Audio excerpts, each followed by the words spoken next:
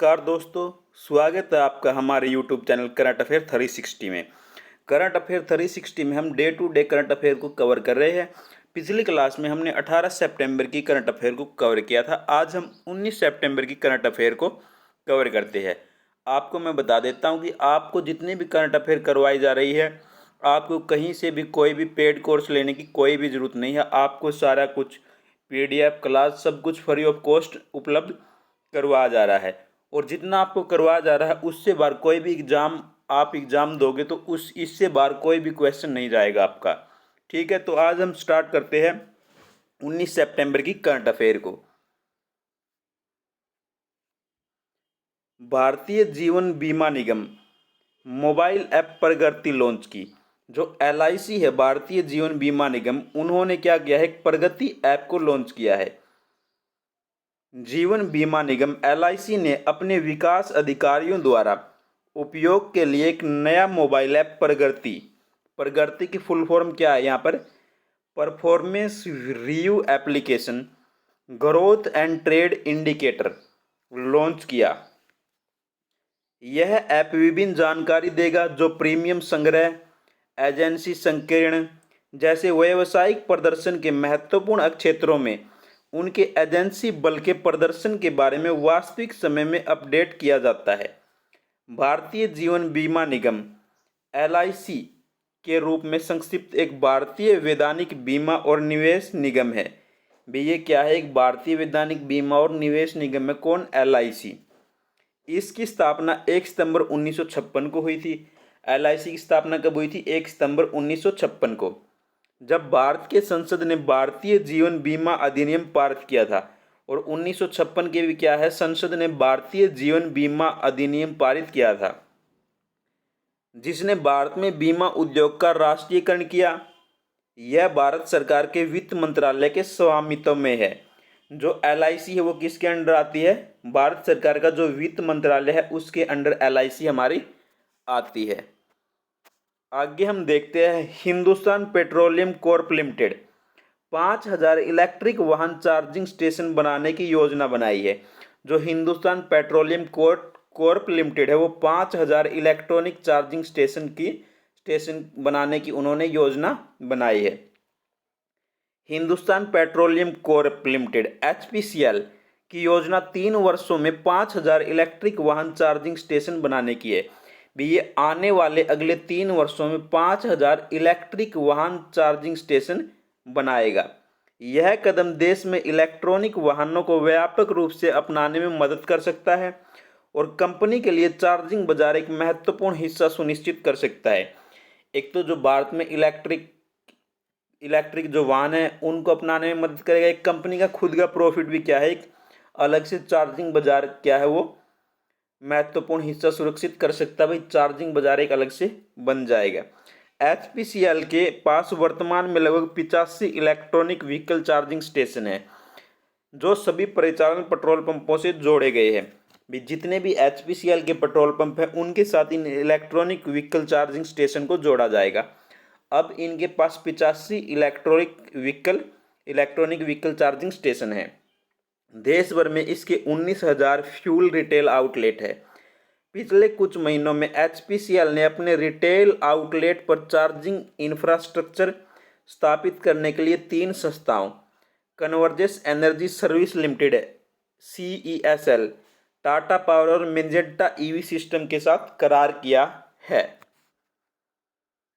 आगे हम देखते हैं, मार्च में HPCL ने अपने स्टार्टअप डेवलपमेंट प्रोग्राम के तहत मेजेंटा EV सिस्टम के सहयोग से अपनी तरह का पहला इलेक्ट्रिक वाहन चार्जर लॉन्च किया। इन्होंने मेजेंटा के साथ मिलकर अपना एक पहला इलेक्ट्रिक चार्जर भी लॉन्च किया है।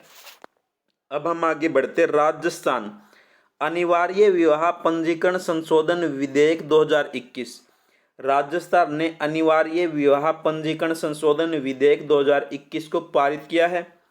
राजस्थान सरकार ने राजस्थान अनिवार्य विवाह पंजीकरण संशोधन विधेयक 2021 पारित किया।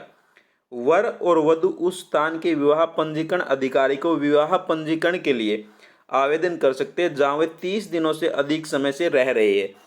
भाई शादी के बाद कहीं भी जो मैरिड कपल है वो कहीं भी 30 दिन के लिए रहता तो वहाँ पर वह शादी विवाह पंजीकरण के लिए आवेदन कर सकता है। विधेयक यह नहीं कहता कि बाल विवाह वैध है। विधेयक कहता है कि विवाह के बाद सिर्फ पंजीकरण जरूरी है। विधेयक क्या कहता है? विवाह के बाद पंजीकरण जरूरी है। आगे हम देखते हैं, उत्तर प्रदेश विश्वकर्मा श्रम सम्मान योजना चलाता है। उत्तर प्रदेश सरकार ने विश्वकर्मा श्रम सम्मान योजना की शुरुआत की है। विश्वकर्मा जयंती के अवसर पर उत्तर प्रदेश के मुख्यमंत्री योगी आदित्यनाथ ने 17 सितंबर 2021 को विश्वकर्मा श्रम सम्मान योजना VSSY के तहत 21,000 लाभार्थियों को टूल किट वितरित की। विश्वकर्मा श्रम सम्मान योजना युवाओं को बढ़ईगिरी, सिलाई, लोहार, सुनार, मिट्टी के बर्तन की दुकान, सवेट मीट की दुकान चलाने के लिए पारंपरिक कार्यों का प्रशिक्षण दिया जाता है।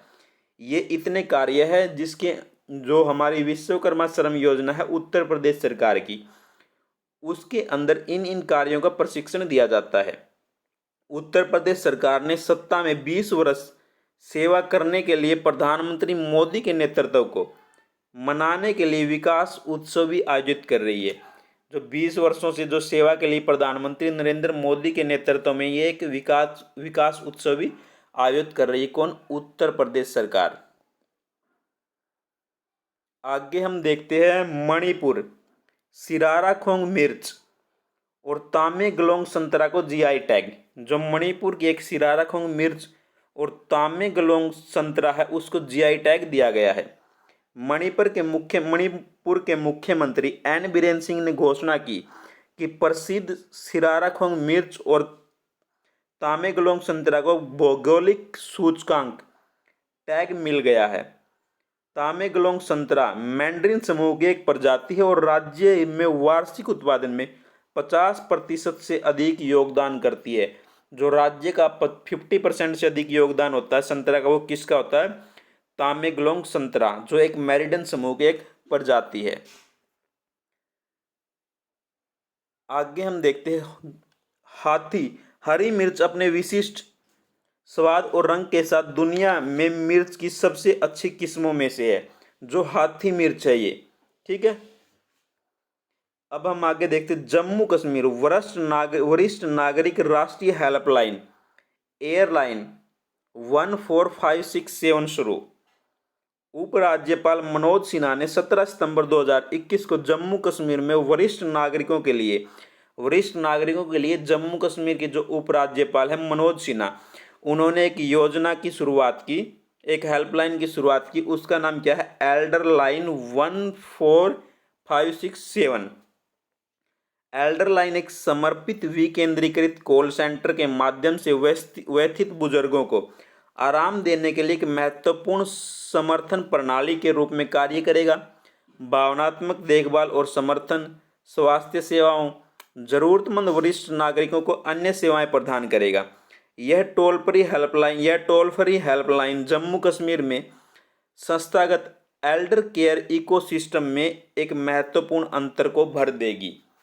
ठीक है, ये जम्मू कश्मीर के जो बुजुर्ग है उनके लिए ये एक एल्डर लाइन 14567 नाम से एक हेल्पलाइन योजना शुरू की गई है, जो टोल फ्री नंबर है ये। ठीक है, आगे हम देखते हैं, विराट कोहली वैश्विक वेलनेस ब्रांड हाइपरिस के साथ एथलीट, निवेशक और ब्रांड एम्बेसडर। जो वैश्विक वेलनेस ब्रांड हाइपरिस के साथ इन्हें एथलेटिक, निवेशक और ब्रांड एम्बेसडर बनाया। किसको? विराट कोहली को। विराट कोहली ने एथलीट, निवेशक और ब्रांड एम्बेसडर के रूप में वैश्विक वेलनेस ब्रांड हाइपरिस के साथ भागीदारी की। साझेदारी के माध्यम से कोहली वेलनेस श्रेणी में और तेजी लाने के लिए इसके साथ मिलकर काम करेंगे, क्योंकि ये भारत में अपना विस्तार शुरू कर रहा है। भारत में अपना विस्तार कौन शुरू कर रहा है? वैश्विक वेलनेस ब्रांड है जो हाइपरिस। वो 2010 में स्थापित हाइपरिस में हाइपरवोल्ट, प्रकाशन रेखा, नॉर्मटेक, डायनेमिक एयर कंप्रेशन आदि सहित कई उत्पाद लाइनें हैं। ये इसके प्रोडक्ट है। किसके? वैश्विक वेलनेस ब्रांड हाइपरिस की। आगे हम देखते हैं Amit Saxena, RBI innovation hub में सीटीओ के रूप में शामिल। जो आरबीआई का इनोवेशन हब है उसमें सीटीओ के रूप में किसको शामिल किया गया है? अमित सक्सेना को। सीटीओ होता है हमारा चीफ टेक्नोलॉजी ऑफिसर। भारतीय स्टेट बैंक ने global deputy CTO Amit Saxena को आरबीआई इनोवेशन हब में मुख्य प्रौद्योगिकी अधिकारी चीफ टेक्नोलॉजी ऑफिसर के रूप में शामिल किया है। आगे हम देखते हैं इसको डिटेल में। रिजर्व बैंक ने घोषणा की कि वह प्रौद्योगिकी का लाभ उठाकर नवाचार को बढ़ावा देने वाले वातावरण का निर्माण करके वित्तीय क्षेत्र में नवाचार को बढ़ावा देने के लिए रिजर्व बैंक इनोवेशन हब स्थापित करेगा। भी वो एक रिजर्व बैंक इनोवेशन हब स्थापित करेगा और इसका सीटीओ किसको बनाया है? अमित सक्सेना को। आरबीआईएच रिजर्व बैंक इनोवेशन हब एक ऐसा पारिस्थितिक तंत्र तैयार करेगा जो वित्तीय सेवाओं और उत्पादों तक पहुंच को बढ़ावा देने का ध्यान केंद्रित करेगा। इसके वित्तीय समावेशन को बढ़ावा मिलेगा। आगे हमारा हब वित्तीय क्षेत्र के संस्थानों, प्रौद्योगिकी उद्योग, शैक्षणिक संस्थानों के साथ सहयोग करेगा और विचारों के आदान प्रदान और वित्तीय नवाचारों से संबंधित प्रोटोटाइप के विकास के प्रयासों का समन्वय करेगा। यह फिनटेक अनुसंधान को बढ़ावा देने और नवोन्मेषकों और स्टार्टअप के साथ जुड़ाव की सुविधा के लिए आंतरिक बुनियादी ढांचे का विकास करेगा। अब हम देखते हैं आगे हमारा डॉक्टर जितेंद्र सिंह देश भर में मुफ्त टेलीमेडिसिन परामर्श सह दवाओं की सुविधा शुरू की। जो डॉक्टर जितेंद्र सिंह है हमारे केंद्रीय मंत्री है, उन्होंने पूरे देश में टेलीमेडिसिन परामर्श सह दवाओं की सुविधा शुरू की। केंद्रीय मंत्री डॉक्टर जितेंद्र सिंह ने 17 सितंबर 2021 को देश भर में मुफ्त टेलीमेडिसिन परामर्श सह दवा सुविधा शुरू की। मंत्री ने यह घोषणा की कि विज्ञान और प्रौद्योगिकी मंत्रालय के छात्र वैज्ञानिक कनेक्ट कार्यक्रम जिज्ञासा, कौन सा कार्यक्रम है? जिज्ञासा कार्यक्रम को 1 वर्ष के भीतर भारत के 700 से अधिक जिलों और स्कूलों को कवर करने के लिए विस्तारित किया जाएगा। इसे केंद्रीय विद्यालय संगठन के साथ संयुक्त रूप से क्रियान्वित किया जाता है। इस जिज्ञासा योजना को किसके साथ शुरू किया गया है? केंद्रीय विद्यालय संगठन के साथ संयुक्त रूप से। देश भर में मुफ्त टेलीमेडिसिन सुविधा सुलभता, उपलब्धता और वहनीयता की समस्याओं को दूर करेगी। ये इन सभी समस्याओं को दूर करेगी। सेवाओं की गुणवत्ता, डॉक्टर और सहायता, यात्रा दूरी, परामर्श, उपचार की लागत जैसे 3 बाधाओं को इस सुविधा के माध्यम से लक्षित और कुशलता से हल किया जाता है। उन्होंने यह भी कहा कि साथ और ई संजीवनी, इसके साथ और कौन सी कंपनी आई है? ई संजीवनी टेलीमेडिसिन सेवाएं प्राथमिक स्वास्थ्य क्षेत्र में एक मेटा लेयर जोड़ती है। इस प्रकार भारत की संपूर्ण स्वास्थ्य देखभाल प्रणाली को अपग्रेड करने में मदद करती है। भी जो भारत की पूरी स्वास्थ्य प्रणाली है उसको अपग्रेड करने में ये मदद करेगी। आगे हम देखते हैं प्रोफेसर जगदीश मुखी नागालैंड के राज्यपाल बने। जो प्रोफेसर जगदीश मुखी है उसको नागालैंड राज्य का राज्यपाल बनाया गया है। असम के राज्यपाल प्रोफेसर जगदीश मुखी ने 17 सितंबर 2021 को कोहिमा में अपनी वर्तमान भूमिका के अलावा नागालैंड के राज्यपाल के रूप में शपथ ली। गुवाहाटी उच्च न्यायालय के न्यायाधीश, कोहिमा पीठ के न्यायाधीश सोंगखुप चुंगसेत्रो ने उन्हें नागालैंड के 20वें राज्यपाल के रूप में शपथ दिलाई। नागालैंड के राज्यपाल RN रवि को तमिलनाडु स्थानांतरित कर दिया गया है। भी इनको नागालैंड के राज्यपाल का अतिरिक्त कार्यभार दिया गया है और जो नागालैंड के राज्यपाल है उनका जो ट्रांसफर है वो तमिलनाडु में कर दिया गया है। अब हम देखते हैं अलका नांगिया अरोड़ा NSIC की CMD नियुक्त। जो अलका नांगिया अरोड़ा को NSIC की CMD नियुक्त किया गया है। अलका नांगिया अरोड़ा को राष्ट्रीय लघु उद्योग निगम लिमिटेड के अध्यक्ष सह प्रबंधक निदेशक के रूप में नियुक्त किया गया है। उन्होंने 14 सितंबर 2021 को पद का अतिरिक्त प्रभार संभाला है। वह सूक्ष्म लघु मध्यम उद्योग मंत्रालय में संयुक्त सचिव है। राष्ट्रीय लघु उद्योग निगम लिमिटेड 1955 में स्थापित एक मिनी रत्न कंपनी है। जो हमारी NSIC है, नेशनल स्मॉल इंडस्ट्री कारपोरेशन, वो क्या है, हमारी एक मिनी रत्न कंपनी है। यह भारत में सूक्ष्म लघु मध्यम उद्योग मंत्रालय के अंतर्गत आती है और MSME मंत्रालय की योजनाओं के लिए एक नोडल एजेंसी के रूप में कार्य करती है। आगे हमारा विश्व बांस दिवस। विश्व बांस दिवस 18 सितंबर को मनाया जाता है। बांस के लाभों के बारे में जागरूकता बढ़ाने, रोजमर्रा के उत्पादों में इसके उपयोग को बढ़ावा देने के लिए हर साल 18 सितंबर को विश्व बांस दिवस मनाया जाता है। मुख्य रूप से पूर्व और दक्षिणी पूर्व एशिया में विभिन्न उद्देश्यों के लिए बांस का उपयोग किया जाता है। बांस पोएसी परिवार की एक लंबी पेड़ जैसी घास है। पोएसी परिवार की घास का क्या नाम है? बांस। इसमें 115 से अधिक जेनेरा और 1400 प्रजातियां शामिल है। कितनी प्रजातियां होती है बांस की? 1400 प्रजातियां। WBD 2021 के 12वें संस्करण जो बांस दिवस 2021 था, उसकी थीम क्या थी? Bamboo plant. यह समय बेम्बू प्लांट लगाना है। यह समय plant bamboo, it is time to plant bamboo, ये क्या थी? उसकी थीम थी। WBD को आधिकारिक तौर पर विश्व बांस संगठन द्वारा 18 सितंबर को बैंकॉक 2009 में 8वीं विश्व बांस कांग्रेस में घोषित किया था। जो विश्व बांस दिवस हो उसको मनाने का फैसला कब लिया गया था? 18 सितंबर को जो बैंकॉक में जो इनकी जो 8वीं विश्व बांस कांग्रेस हुई थी उसमें इसको मनाने का फैसला लिया गया था।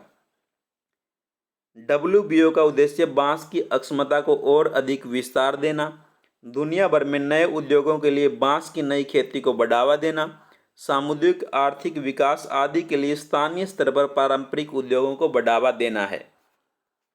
आगे हम देखते हैं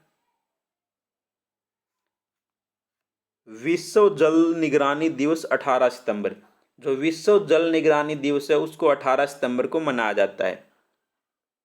विश्व जल निगरानी दिवस 2003 से हर साल 18 सितंबर को मनाया जाता है ताकि दुनिया भर में जल निगरानी और जल संसाधनों की सुरक्षा में जन जागरूकता और भागीदारी बढ़ाई जा सके।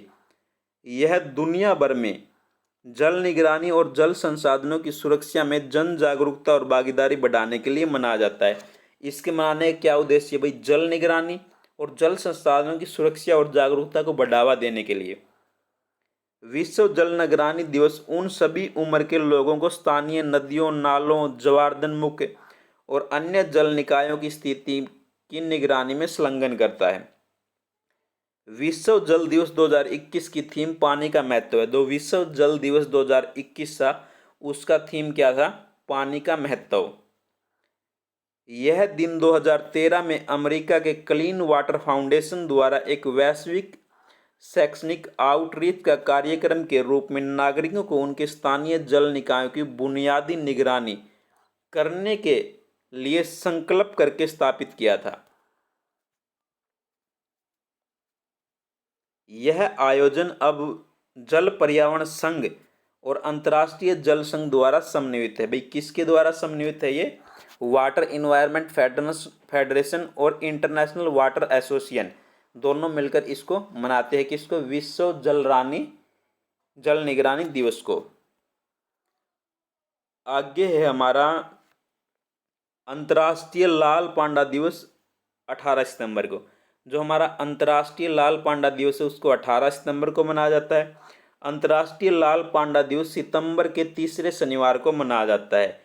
यह सितंबर के तीसरे शनिवार को मनाया जाता है। डे है इसके वो चेंज होते रहते हैं। अब की बार ये कब आया है? 18 सितंबर को। यह वर्ष 2021 में 18 सितंबर को मनाया जाएगा। रेड पांडा नेटवर्क ने 2010 में अंतर्राष्ट्रीय रेड पांडा दिवस की शुरुआत की। 2010 में इसकी शुरुआत हुई थी।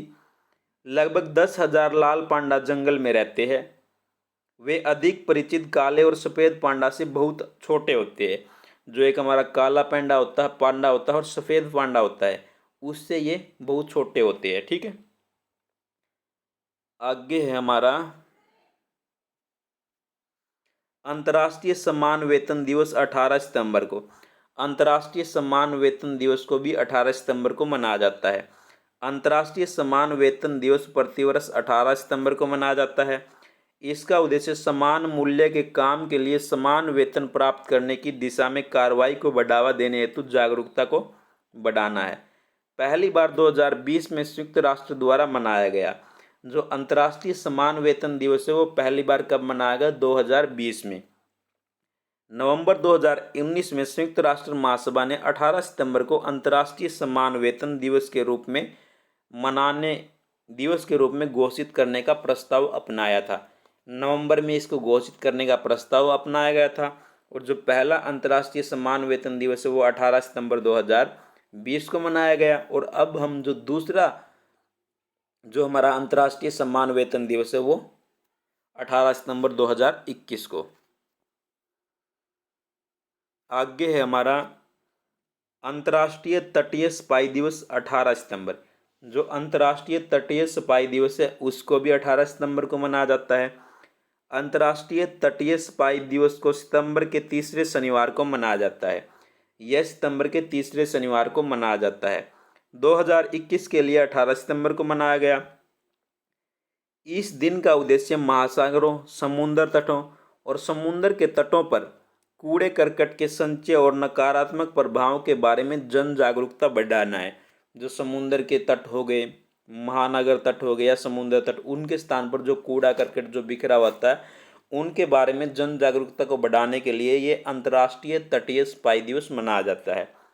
2021 में इसकी थीम क्या थी? Keep trash in the bin and not in the ocean. ये इसकी 2021 की थीम थी, keep trash in the bin and not in the nation. इस दिन को पहली बार 1986 में ओशन कंजर्वेंसी द्वारा मनाया गया। इस दिन को पहली बार कब मनाया गया था? 1986 में। किसके द्वारा? ओशन कंजर्वेंसी द्वारा इसको मनाया गया था। ये थी हमारी आज की 18 से 19 सितंबर की करंट अफेयर। नेक्स्ट क्लास में हम 20 सितंबर की करंट अफेयर को कवर करेंगे। डे टू डे हम आपको पूरे महीने की current affair day to day हर रोज़ करवाते रहेंगे। ठीक है, और जितना भी आपको करवा जा रहा उससे बाहर कोई भी क्वेश्चन नहीं जाएगा, ये मैं गारंटी के साथ कह सकता हूँ। थैंक यू बच्चों, हैव ए नाइस डे। पढ़ते रहो और आगे बढ़ते रहो।